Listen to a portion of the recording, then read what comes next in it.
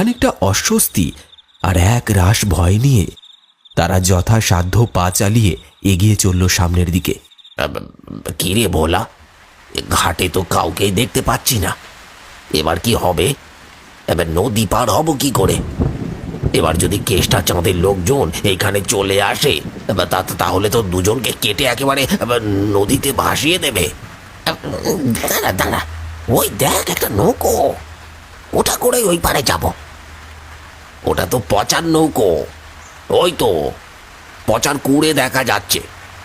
ব্যাটা মনে হয় ওইখানে আছে, চল চল চল তুলে নিয়ে আসি।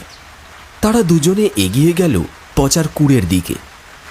কাঠের ভাঙা দরজার সামনে গিয়ে দাঁড়ালো তারা।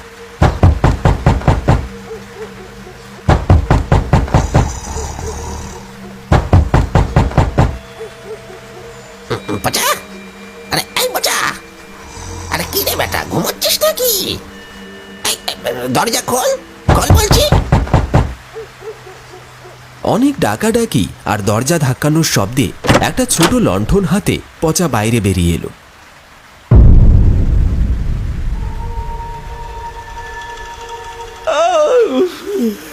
কি ব্যাপার কাকা, এত রাতে তোমরা?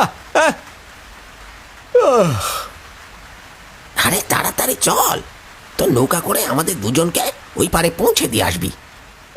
না না কাকা, অনেক রাত হয়েছে, এত রাতে আমি নৌকো নিয়ে নদীতে যেতে পারবো না। ওরে বাপ আমার, উনি এখন পড়ে পড়ে ঘুমোবেন। আবার তাড়াতাড়ি চল বলছি, নইলে নদীর ঘাটে তো নৌকো চালানো ঘুচিয়ে দেব। এত রাতে কেন ঝামেলা করছো?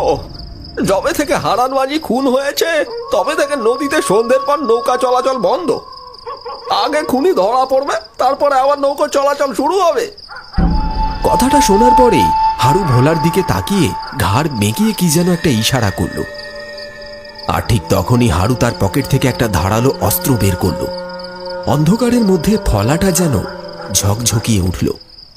এই এই শালা, তুই যাবি কিনা বল, নয়তো এক্ষুনি টেনে দেবো বলে দিলাম। পুরো খালাস হয়ে যাবি। এই বৃষ্টির মধ্যে দাঁড়িয়ে দাঁড়িয়ে অনেক বক বক শুনছি তোর তখন থেকে। চল চল বলছি, চল। রীতিমতো জোর করে প্রাণের ভয় দেখিয়ে তারা পচাকে রাজি করালো।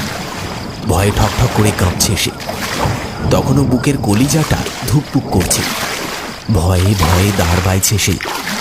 কিছুক্ষণ পর যখন নৌকা মাঝ নদীতে, তখন হঠাৎই